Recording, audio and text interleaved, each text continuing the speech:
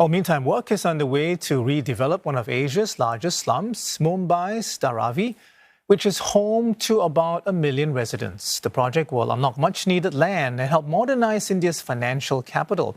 But many residents are concerned about the potential impact on their lives and livelihoods. Bundhun reports. This sprawling slum is set for a facelift. Indian conglomerate Adani is pushing ahead with plans to rebuild Dharavi in partnership with Mumbai's Slum Rehabilitation Authority. The area is not only home to thousands of families, but also thriving industries, including pottery, textiles and leather. Deepak Kale has manufactured and sold his leather goods in Dharavi for more than 40 years. He's concerned about being displaced.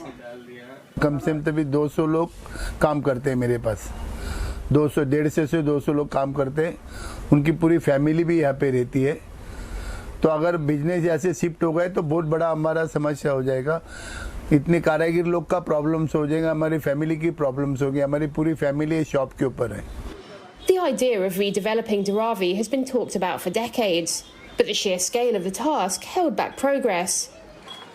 The Maharashtra state government last July approved Adani's $619 million bid to redevelop Dharavi, spread across 635 acres.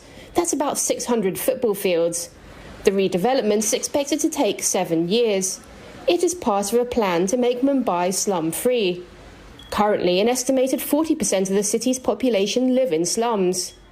If this project takes off and successfully rehabilitates close to 1 million people who are there living in that particular pocket, it builds a way to develop the remaining slums in Mumbai and also would bring in a lot more capital which can be committed to redevelopment of these slums. In recent weeks, the joint venture Dharavi Redevelopment Project has been carrying out digital mapping of the area. And it has started a door-to-door survey to assess who might be entitled to a free home. With the redevelopment, residents are being promised free apartments that are 350 square feet in size, but not everyone will be eligible for these homes. Only those who have been living in Dharavi since before 2000 will qualify. It's estimated that there are hundreds of thousands of residents who won't meet the criteria. And they'll be offered rental accommodation instead, some of which will be outside of Dharavi.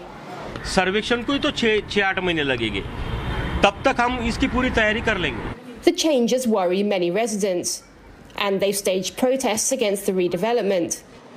Opposition parties have also spoken out, accusing the state government of giving preferential treatment to Adani, which came under scrutiny following accusations by a US short seller last year of financial irregularities within the group.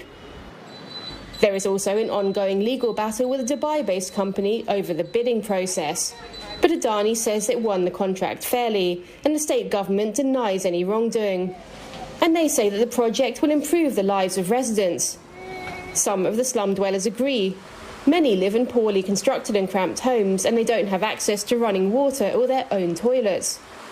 हमारी गली बहुत छोटी है हम लोग जब वहाँ से गुजरते हैं पूरा अंधेरा रहता है ना हमें धूप मालूम पड़ता है ना हमें दिन मालूम पड़ता है ना हमें रात मालूम पड़ता है इतनी छोटी पतली गली है कि एक ही आदमी आ सकता है दूसरा आदमी नहीं आ सकता है और गंदगी तो आप जगह जगह गटर खुले हैं गंदगी फैली है इसकी वजह से बहुत बीमारियां होती है Yogendra says that as long as he is given a new home in Dharavi, he welcomes the redevelopment.